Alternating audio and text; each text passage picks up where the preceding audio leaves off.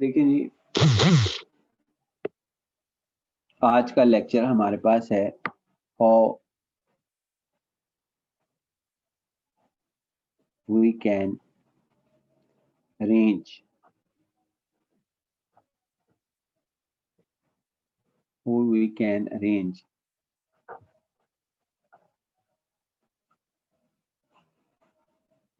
how we can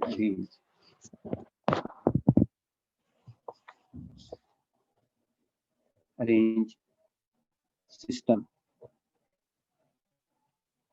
in iterative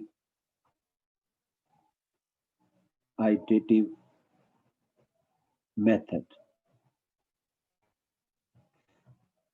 ये हमारे पास एक क्वेश्चन है जो बड़ा इम्पोर्टेंट है, यानी ये हमारे पास कम इम्पोर्टेंट नहीं, बहुत ज़्यादा इम्पोर्टेंट है कि हम किस तरीके से आइटरेटिव मेथड में को अरेंज कर सकते हैं। जब हम आइटरेटिव मेथड कहते हैं तो इसका मतलब ये होता है कि हम डिस्कशन कर रहे हैं जैकोबी मेथड, यानी कि जैकोबी मेथड ये हमारे पास इसकी एग्जांपल है।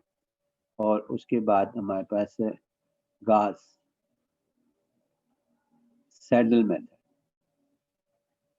गास सैडल मेथड, ये दो हमारे पास आती हैं आइटरेटिव मेथड के कि जी आप इसको इस तरीके से करेंगे।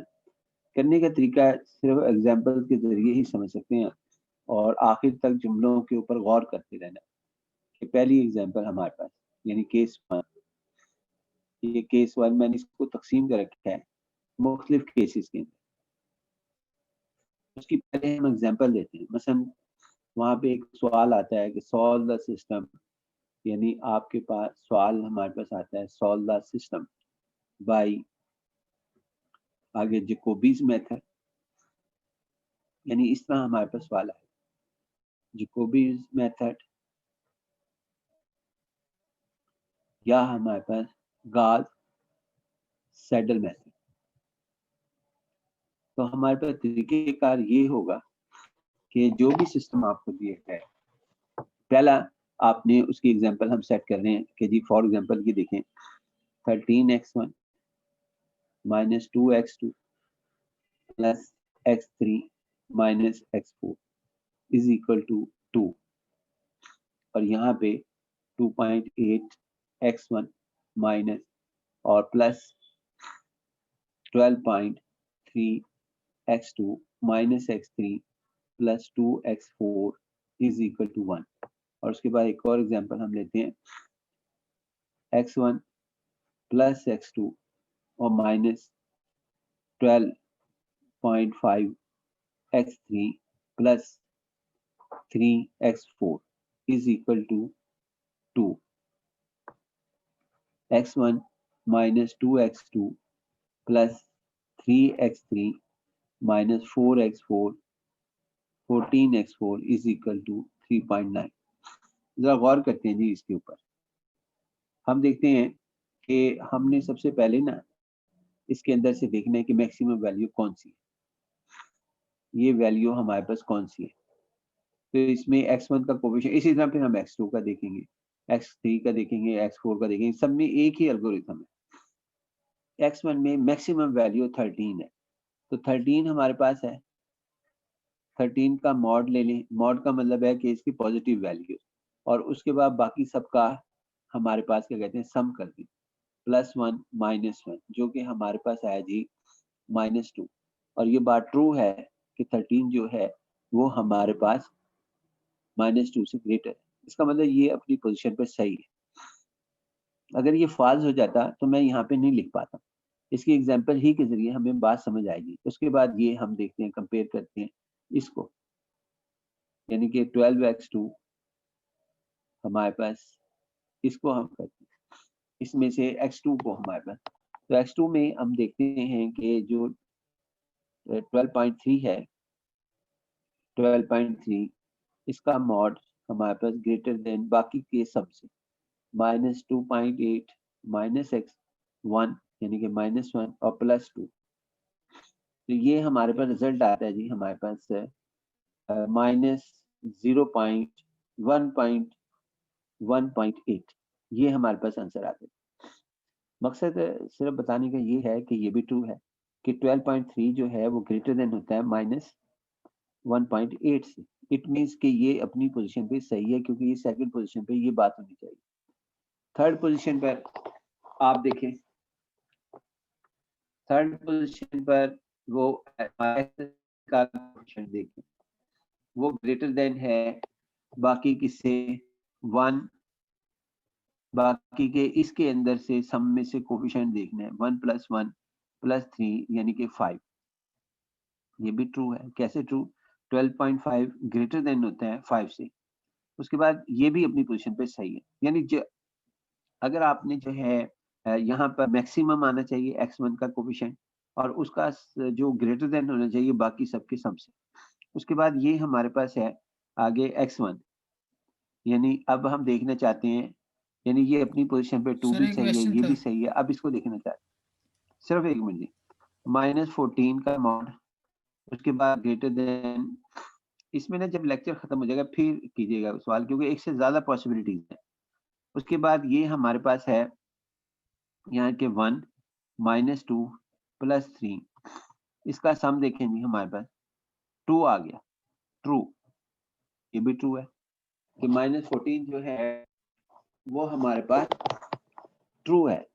एक्चुअल हमने ये किया, यानी पहला 13, एक मैट्रिक्स बनाते हैं 2.8 1 1, इसको लिखा हमने 13 - 2.8 1 1। उसके बाद आगे जी हमारे पास है -2 और 12.3 + 1 और -2। फिर हमने लिखा जी 1 x3 के कोफिशिएंट -1 और उसके बाद यहाँ पर -12.5 और उसके बाद इधर हमारे पास +3। अब हम लिख रहे हैं x4 के कोफिशिएंट, यानी इसको मैट्रिक्स की शक्ल देना चाह रहे हैं -1 2 3 और -14। इसमें जो ये डायगोनल के ऊपर वैल्यूज आ रही है ना, ये वाली वैल्यूज जो डायगोनल्स के ऊपर आ रही हैं, ये अपनी रो के अंदर वो जो है वो आपके पास उनका सम जो है वो हमारे पास ग्रेटर देन होना चाहिए। अगर देखें ये इस डायगोनल के ऊपर 13 है, 13 का सम जो है वो ग्रेटर देन है यहाँ पे -2 + 1 -1, जो कि आंसर -2 आया था, उससे ग्रेटर है। 12.3 ग्रेटर देन होना चाहिए। अगर यहाँ नेगेटिव भी होगा तो उसे इग्नोर करके डायगोनलाइजेशन चेक करेंगे। इसे हम कहते हैं इस प्रोसेस को डायगोनलाइजेशन।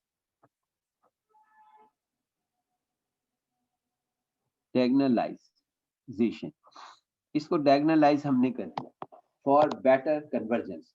बेटर कन्वर्जेंस के लिए कि हमें इस सवाल का सलूशन लाजमी मिल जाए, ये हमने किया।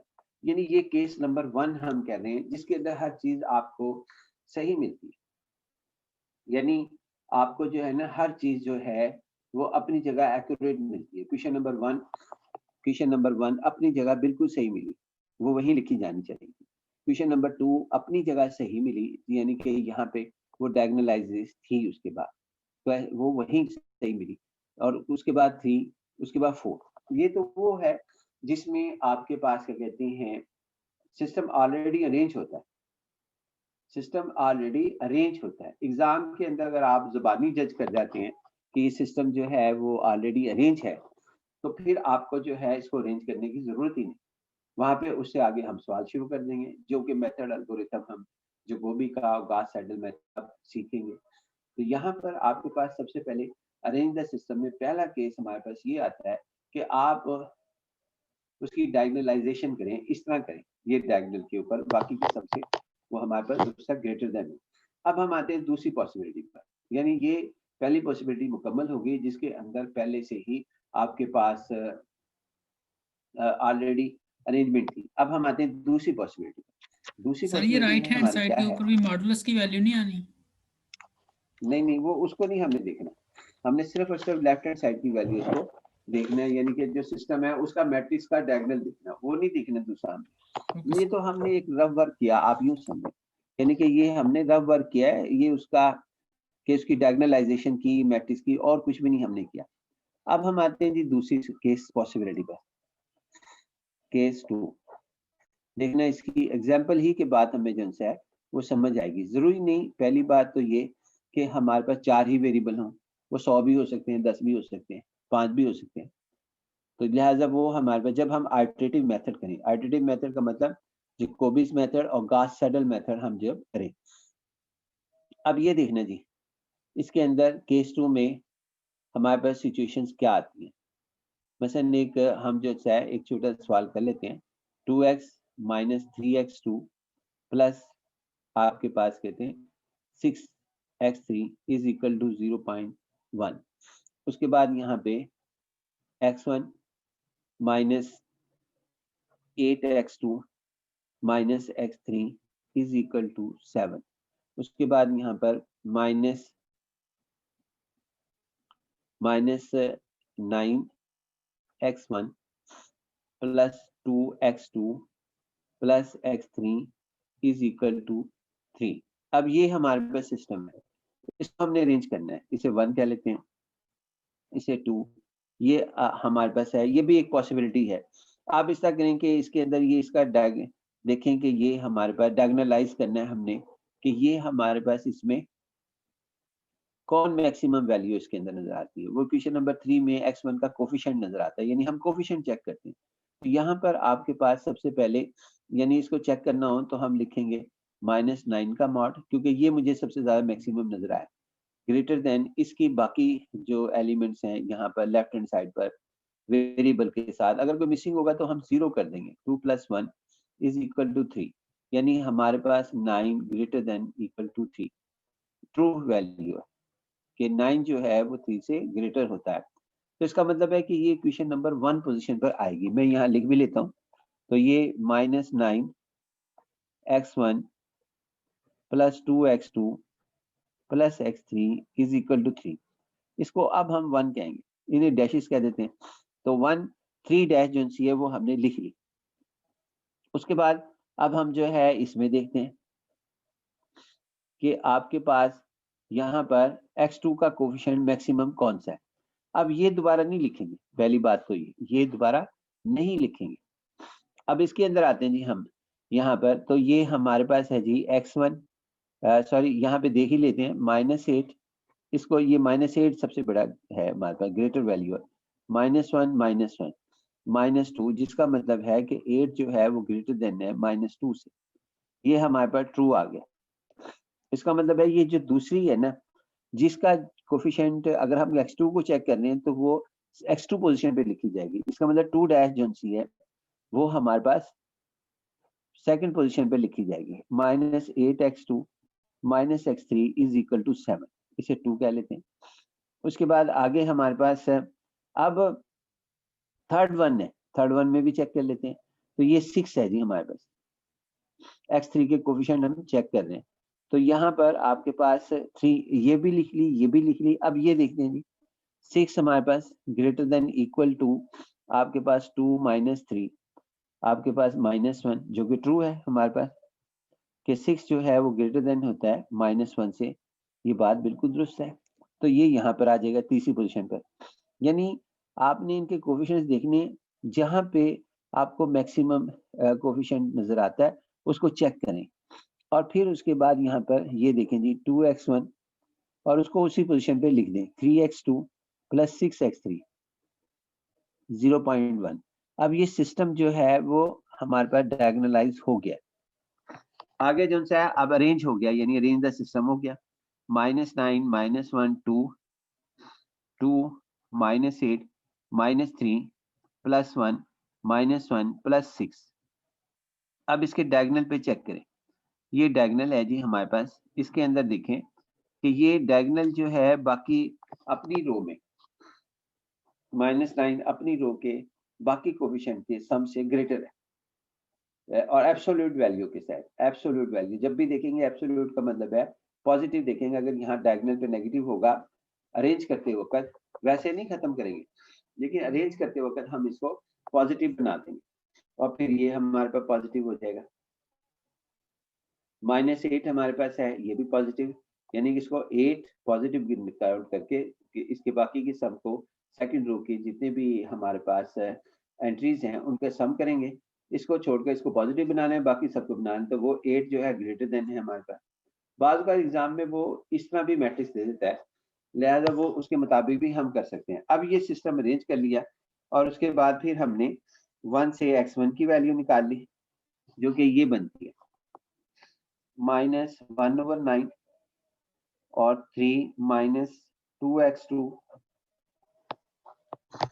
-2x2 यहाँ से हम जैकोबीज या गॉस सेडल शुरू करेंगे और उसके बाद 2 में से x2 हमारे पास लिखी जाएगी। x2 जो है वो हमारे पास इस क्वेश्चन में से 2 में से हम फाइंड आउट कर रहे जी। x2 हमारे पास होगा -1/8 और 7 + x1 + x3 और उसके बाद 3। अब यहाँ से हमारा सवाल शुरू होगा। ये आपके पास जो जैकोबीज है या गॉस सेडल है, एक्चुअल हमारे पास जो बने हैं वो तो बने हैं मोर देन, यानी कि 4, 5, 6 या 100 या करोड़ वेरिएबल्स के लिए, यानी बहुत ज्यादा वेरिएबल्स के लिए -2x1 और +3x2, ये हमारे पास x2 आ जाएगा।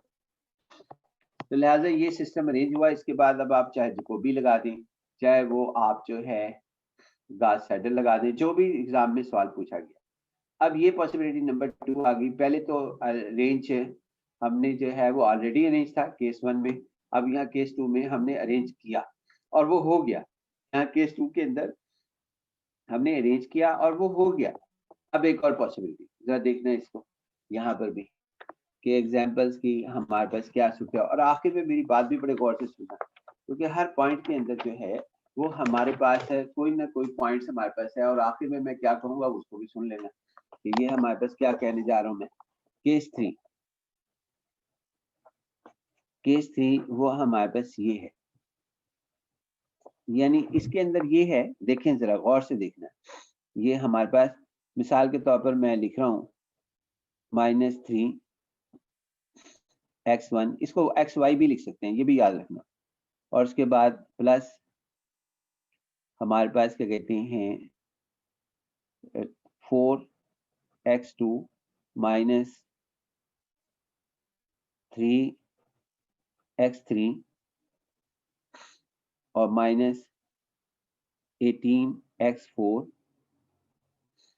इज इक्वल टू हमारे पास फॉर एग्जांपल 7। उसके बाद यह इसे मैं थोड़ा सा यहाँ पे बढ़ा देता हूँ, चलें अच्छा ये रहने दें। उसके बाद 2x1 यानी ये हमारे पास प्लस 7x2 माइनस 22x3 और plus 9x4 is equal to 2।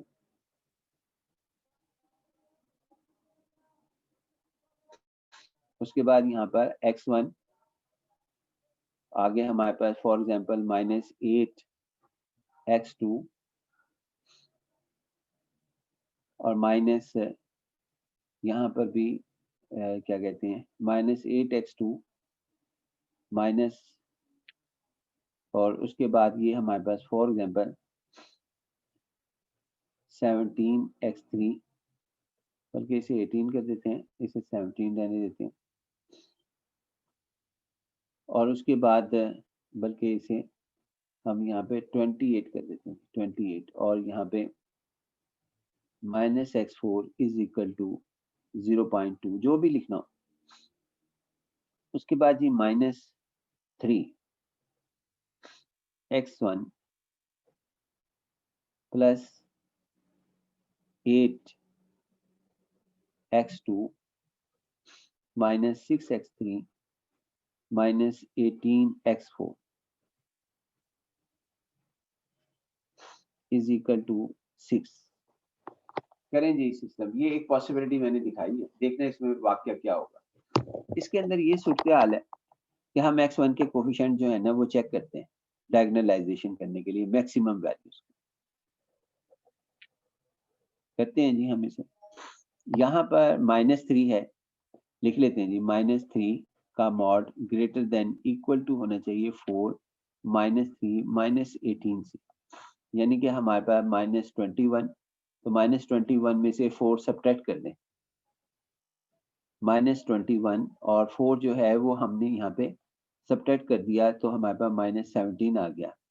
अब ये तो फॉल्स हो गया क्योंकि ये 3 पॉजिटिव है, 3 जो है वो ग्रेटर देन, नहीं फॉल्स ट्रू हो गया, -17 ये इससे ट्रू है, ये तो बात ट्रू है।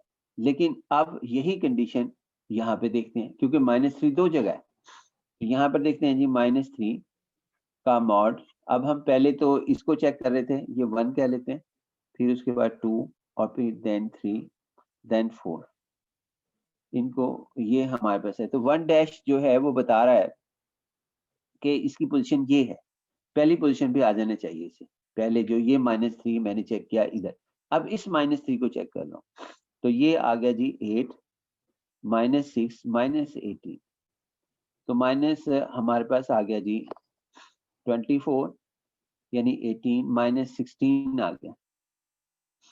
अब ये भी कह रहा है ये -3 था तो ये हमारे पास क्या कहते हैं पॉजिटिव होगा क्योंकि एब्सोल्यूट वैल्यू लेनी है, तो 3 जो है वो आपके पास ग्रेटर देन होता है। अब इन दोनों में से किसको रखें जी, पहले को दूसरे को? सवाल है कि दोनों में से किसको रखें, तो दोनों जो आंसर हैं वो बता रहे हैं जी सही है।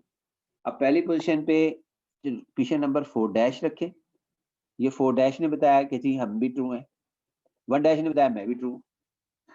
मसला आ गया हमारे लिए, पहले तो हमारे पास ये था कि वो सिस्टम अरेंज हो जाता था, अब यहाँ पे तो सिस्टम अरेंज ही नहीं हो रहा, ऑलरेडी अरेंज होता या दूसरा हमारे पास होता। अब ये देखें इसको, इसका मतलब ये है कि हम इसको ना छोड़ देते हैं, जो अरेंज ना हो रहा हो। मेरा मशवरा ये है कि आप पहली पोजीशन पे हमने ये लिखना था उसको छोड़ दें, अब इसके दूसरी पोजीशन को डिस्कस करते हैं, x2 के कोएफिशिएंट को हम जो है यहाँ पर डिस्कस करते हैं। तो दूसरी पोजीशन को हम डिस्कस करते हैं जी, इसके अंदर दूसरी पोजीशन को जब हम डिस्कस करते हैं तो यहाँ पर देखें इसके अंदर पहली को पोजीशन मैंने लिखी नहीं, यहाँ पे पहली पोजीशन यहाँ पे लिखनी थी वो नहीं लिखी मैंने। अब मैं इसको जगह जो है x2 को डिस्कस करने जा रहा हूँ और x2 में मैं देखता हूँ कि ये 4 है, ये 7 है, ये 8 -28 है, मुझे चांस यही है कि ये हमारे पास सही आ जाएगी, यानी क्वेश्चन नंबर 3 चेक भी कर लेते हैं। -28 ग्रेटर देन इक्वल टू, आगे उसके बाद 1, आगे हमारे पास -17 और -1, तो हमारे पास -17 आया और ये बात ट्रू है कि 28 जो है वो ग्रेटर देन होता है -17, ट्रू है हमारे पास। इसका मतलब ये x2 लिखा जा सकता है, ये मैं सेकंड पोजीशन पर अपनी तरफ से स्पेस बनाकर जो है वो लिखूं, यानी x1 -28 x2 -17 x3, और मैंने ये स्पेस अपनी तरफ से ये वाली स्पेस बना भी देता हूँ, ये स्पेस मैंने छोड़ रखी है, यहाँ पर इक्वेशन मैंने 1 लिखनी थी।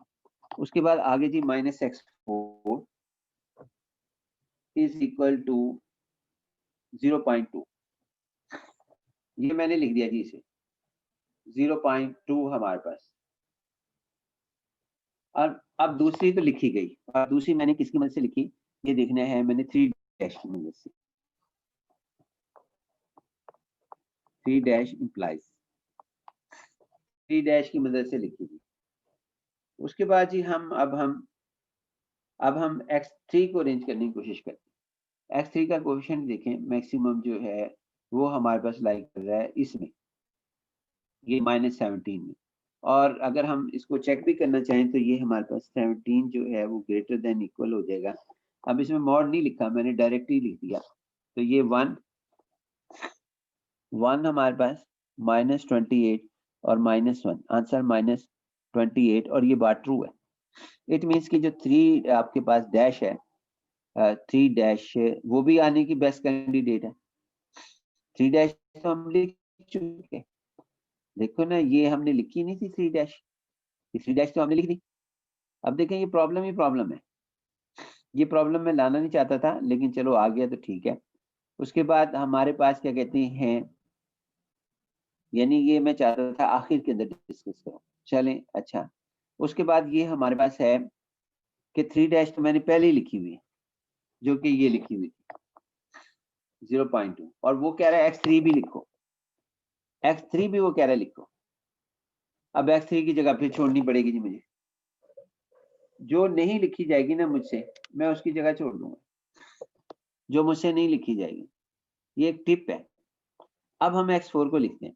x4 में देखें कौन सा हमारे पास ज्यादा है, इसका कोएफिशिएंट -18 यहाँ पर ज्यादा है मैक्सिमम इस x4 में, ये हमारे इस चार में। अब यहाँ -18 इधर भी है, हमने तो सिर्फ 3 डैश लिखी, बाकी ना हम 1 डैश को अरेंज कर सके ना हम जो है इसको अरेंज कर सके। अब 3 डैश हमारे पास है, अब 3 डैश लिखी हुई। अब हम चाह रहे हैं जहां नहीं अरेंज करेंगे वहां स्पेस डाल दें, मैं आपको मशवरा ये दूंगा आखिर के अंदर उसको लिखें। अब यहाँ पर आपने जो है इसके अंदर देखें कि इसमें ये भी कैंडिडेट है x4 का और ये भी कैंडिडेट है, दोनों ट्रू भी हैं। जरा ज़बानी करके देख लेते हैं। ये 18 जो है वो ग्रेटर देन है हमारे पास इससे, यानी कि आपके पास -3, 18 ग्रेटर देन है -3 + 4 -3 से। क्या मतलब कि ये हमारे पास है 18 ग्रेटर देन है -3 और +4 और -3। ये हमारे पास कितना आ जाएगा जी इसके अंदर, ये हमारे पास आ जाएगा यानी कि -2 और -2 ये ट्रू है, यानी यहाँ से ये ट्रू निकल रहा है। इसका मतलब ये है कि x1 की ये पोजीशन आ सकती है। इधर देखते हैं जी, इसके अंदर यहाँ पर भी -18 जो है वो यानी +18 बन जाएगा, +18 जो है वो भी ग्रेटर देन है। ये दोनों कह रही हैं कि मुझे यहाँ पर लिखा जाए, इसके अंदर दोनों के दोनों कह रहे हैं कि जी मुझे जो है इधर लिखा जाए कि मेरी पोजीशन नंबर 4 बनती है। 1 डैश भी कह रहा है 4th मेरी पोजीशन है, 4 डैश भी कह रहा है मेरी 4th पोजीशन है। यहाँ पे बड़ा प्रॉब्लम आता है। तो इसका अरेंज करने का सिस्टम फिर ये हमारे पास होता है कि हम अपनी बेस्ट कैंडिडेट कोशिश करते हैं कि हम चलें जी कोई एक फैसला करते हैं और उसमें से एक को यहाँ लिख देते हैं। -3x1 + 4x2 -3x3 -3x3 -18x4 -3x3 -18x4 is equal to, मैंने पहली लिख दी 7। अब उसके बाद दूसरे के अंदर भी ये सलाह थी, वो कह रहा था कि x4 4th पोजीशन पे लिखी जाए। ये देखिए ना पहली पोजीशन ये है x1 की, जिसमें x1 का कोएफिशिएंट मैक्सिमम हो, ये x2 की है, ये x3 की, ये x4 की। अब हमारे पास x4 जो है यानी 1 डैश और 2 4 डैश ये दोनों बेस्ट कैंडिडेट थे चौथी पोजीशन पे लिखने के, 1 2 3 और 4। मैंने किसी एक का फैसला करना था और मैंने कर लिया कि जी मैं इसको लिखूंगा।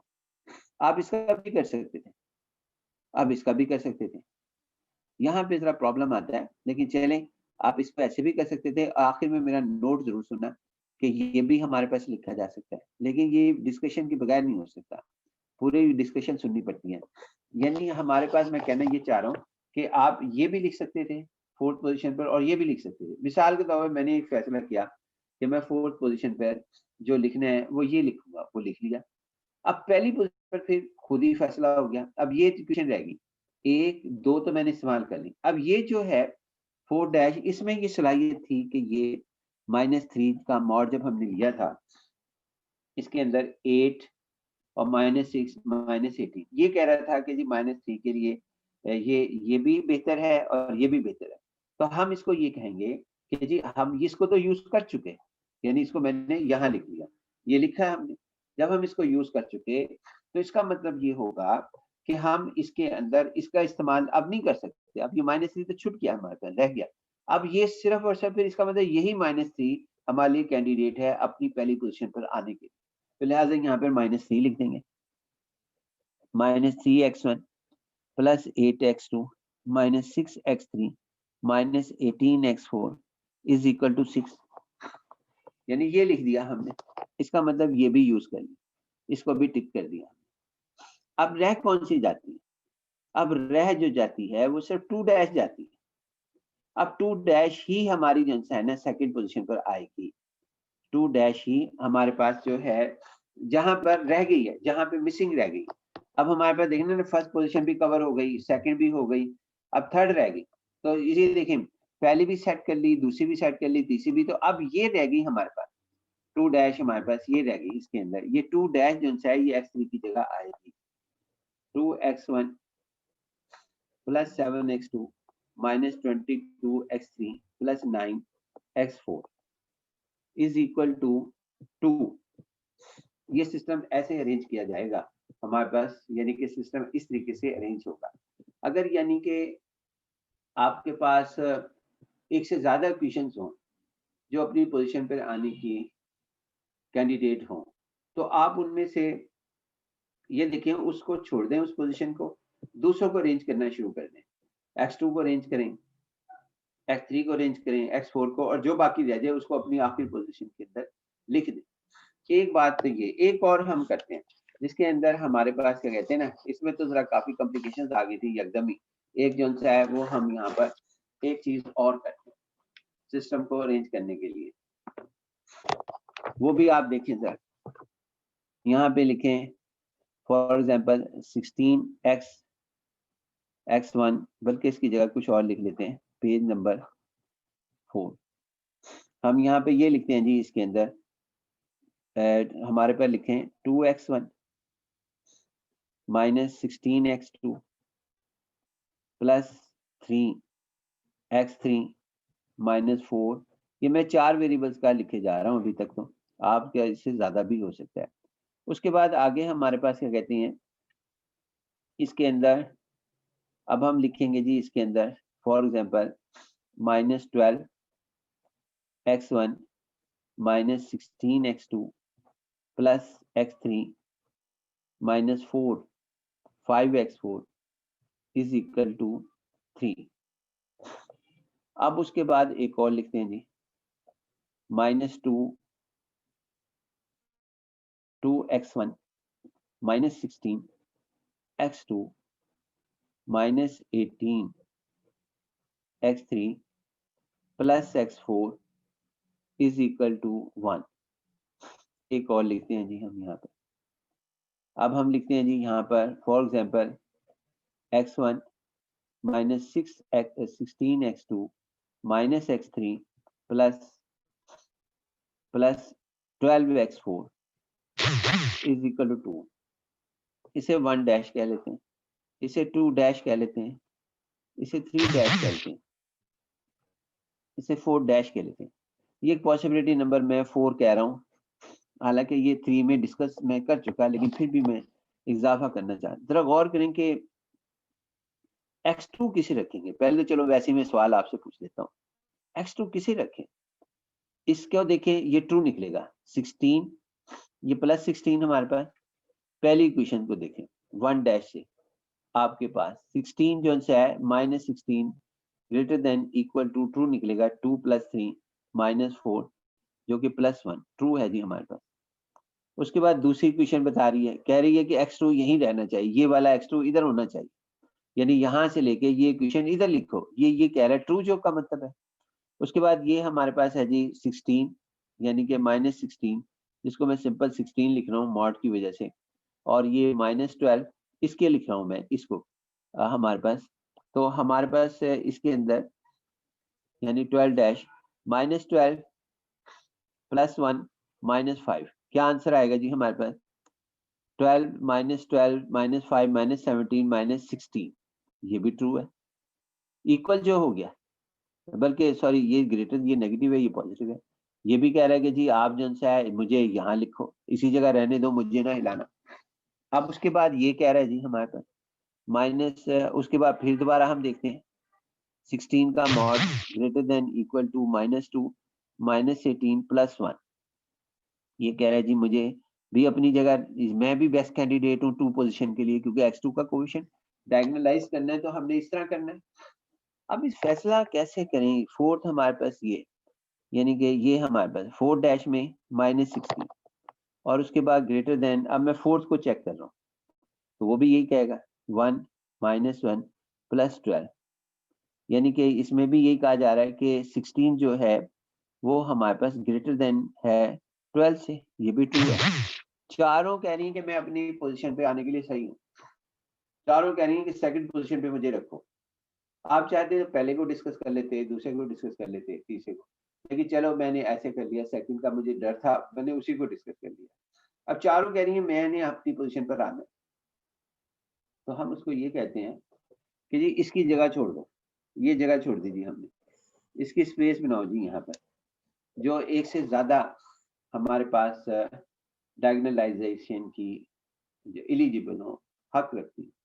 तो अब यहाँ पर हम पहले x1 को चेक करते हैं। x1 ये हमारे पास है -12, इसको जरा चेक करना है, ये जुबानी चलो चेक कर लेते हैं। ये +12, 12 जो सा है वो हमारे पास बाकी के सम से ये हमारे पास बेहतर आएगा, क्योंकि ये पूरा हमने चेक किया कि इसके अंदर हम x1 को लिखेंगे नहीं, x2 को, सॉरी x2 की जगह ही छोड़ के रखेंगे, बाकियों को अरेंज करने चले जाएंगे।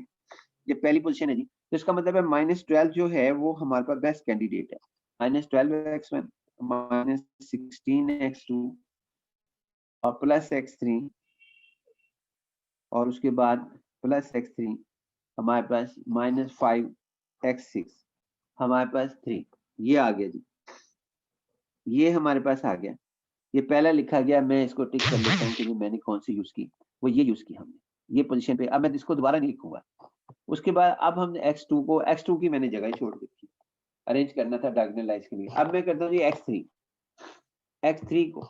x3 को जब मैं देखता हूँ, यानी कि x3 वेरिएबल वो ये मैक्सिमम नजर आता है, और ये ट्रू भी है, जुबानी चेक कर लें। इसको प्लस करना है, +18 ग्रेटर देन हमारे पास -17 से होगा, क्यों -18 बनेगा, -2 -16 और +1, तो ये हमारे पास बन जाएगा जी इसके अंदर, सॉरी ये खाना तो खाली है, -2x1 -16x2 -18x4 क्योंकि मैं किसको x3 को अरेंज कर रहा हूँ, -18x3 सॉरी 3 को अरेंज कर रहा हूँ, -18x3 और उसके बाद हमारे पास +x4 is equal to x4 is equal to 1, ये रेंज होगी। इसको भी टिक कर देते हैं कि हमने इसका इस्तेमाल कर लिया। अब x4 को रेंज करें, x4 जो है वो यहाँ पर आ रहा है, यही है मैक्सिमम। देखिए ना, ये -4 ये +4 हमारे पास आ गया, इसमें से देखिए ये -4 -5 +1 ये 12, ये यही अपनी पोजीशन पर आएगा, तो हम इसको ही लिखते हैं जी, इसको पोजीशन पे, ये 4 पोजीशन का राइट रखता है। हमारे पास आ गया जी माइनस, यानी हमारे पास आ जाएगा x1 -16x2 +x3 और +12x4 इज इक्वल टू हमारे पास 2। अब ये हमने छोड़ दी थी जगह, हमने बाकियों को अरेंज करना शुरू कर दिया था। अब यहाँ पे आपके पास क्या कहते हैं, अब कौन सी रह गई इक्वेशन, जो रह गई है वही इसकी कैंडिडेट है हमारे पास। तो ये आपके पास रह कौन सी गई, हमने जो इस्तेमाल की वो पहले हमने 1 डैश इस्तेमाल की, यानी हमने सबसे पहले जो इस्तेमाल की वो 3 डैश इस्तेमाल की, 3 डैश, यानी 3 डैश हमारे पास इस्तेमाल हो गई थी। उसके बाद ये 4 डैश इस्तेमाल हो गई और 2 डैश, अब 1 डैश रह गई, सिर्फ 1 डैश हमने इस्तेमाल नहीं की थी, तो यहाँ पर हम 1 डैश ही लिखेंगे, जो कि हमारे पास बनेगी 2x1, यानी कि 1 डैश हमारे पास आएगी, जो बनेगी 2x1 -16x2 और +x3 और -4x4 इज इक्वल टू 6। ये हमारे पास लिखी जाएगी। मकसद ये है कि हमने डायगोनलाइज की कोशिश, ये यहाँ लिख दी मैंने, हमने जो लिखनी थी वो इधर लिखनी थी, 2x1 -16x2 आपके पास और +x3 और -4x4 इज इक्वल टू 6। ये नहीं यहाँ पर, यानी अब हमने देखेंगे 4 इक्वेशन पूरी कर दी, 1 2 3 और 4। यानी हमने ला क्या बनाया, ला ये बनाया, सिंपल सा एल्गोरिथम है। वो क्या एल्गोरिथम है कि जितनी बेस्ट कोशिश हो सकती है आप डायगोनलाइज करें, पहली बात। यानी आप अगर आसानी से हो सकता है सिस्टम, तो आप आसानी के साथ डायगोनलाइज कर दें। लेकिन अगर आसानी से नहीं हो सकता तो फिर आप उसकी जो जो आपको प्रॉब्लम जनरेट कर रही है इक्वेशन, उसको सबसे लास्ट के अंदर करें, सबसे लास्ट के अंदर उसकी जगह बनाएं, बाकियों को अरेंज कर लें। ये मेरी एडवाइस है। उसके बाद दूसरा हमारे पास क्या कहते हैं यहाँ पर ये करना, फिर दूसरा पहला तरीका अरेंज आसानी से हो सकता है, जरूर करना। दूसरा तरीका कि जिसको जो आप अरेंज करने जा रहे हैं और कोई किसी प्रॉब्लम आ गया, जैसे यहाँ पर x2 का आ गया, x2 अपनी चारों जगह पे अपनी यहाँ पर आने की सलाहियत रखता था सेकंड पोजीशन पर। ये पहली पोजीशन है, ये सेकंड है, ये थर्ड है, ये फोर्थ। लेकिन जैसे ही हमारे पास क्या कहते हैं, हमने देखा x2 हमें प्रॉब्लम कर रहा है, हमने वहाँ स्पेस जनरेट करके उसकी जगह बाकियों को हमने अरेंज करना शुरू कर दिया और बाकी अपनी अपनी जगह पर आ रहे, तो वो आ गए हमारे पास। अब यहाँ पे अगर तो उसके बाद अरेंज कर दिया और उसके बाद हमने इसको सवाल को हल करना है, यानी x1 की वैल्यू निकालनी है यहाँ से, फिर इधर से x2 की वैल्यू फाइंड आउट करनी है, इधर x3 की करनी है, इस क्वेश्चन से x4 की करनी है, और फिर इसको जैकोबिज मेथड या गॉस सेडल मेथड हमने अप्लाई कर देना, जिस तरह के हमने अपने जैकोबिज मेथड के अंदर करेंगे या गॉस सेडल के अंदर हम करेंगे। तो यहाँ सिस्टम अरेंज करने का सिस्टम तरीकाकार ये है। और अगर दो हो, एक और बात, चार हैं वेरिएबल, ये तो एक वेरिएबल की बात हो गई ना, x2 एक वेरिएबल था जो अरेंज नहीं हुआ, x3 भी है हमारे पास। अगर यानी चार में से एक वेरिएबल अरेंज नहीं हो रहा था जिसका नाम x2 था, वो अरेंज नहीं हो रहा था, तो हमने उसकी स्पेस छोड़कर x2 यानी सेकंड नंबर की इक्वेशंस को और सवाल को बाकी को अरेंज किया और वो हो गए। अब सूरत तीसरी भी है हमारे पास, वो भी गौर से सुन ले। पांचवी सूरत कि अगर एक वेरिएबल की बजाय दो वेरिएबल एडजस्ट ना हो रहे, जिस तरह के पिछले केस के अंदर था, वहां दो वेरिएबल एडजस्ट नहीं हो रहे, तो आपने बेस्ट ट्राई करनी है कि वो अरेंज हो जाए दो वेरिएबल।